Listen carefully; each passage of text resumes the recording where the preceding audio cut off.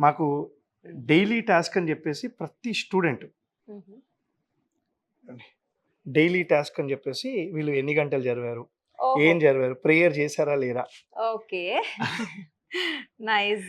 So ఎన్ని ఎన్ని hours చదివారు, రాయడం ఎంతసేపు, ఎక్సర్సైజ్ ఎంతసేపు, సో అన్ని ప్రేయర్ కి టిక్ మార్క్ చూసారా, గ్రీన్ కలర్ టిక్ ఉంది అక్కడ. రైట్, ప్రేయర్ చేసాము అంటే టిక్ అన్నమాట. ఓహో నైస్ అండి. సో ఇవన్నీ అబ్జర్వ్ చేయడానికి మీకు టైం ఉంటుందా? అయ్యో మ్యామ్, మొత్తం దీంట్లోనే ఉన్నప్పుడు ఇంకా మేడం ఎక్కువగా బిజీ ఉంటేనే అన్నిటికీ టైం చేస్తాం.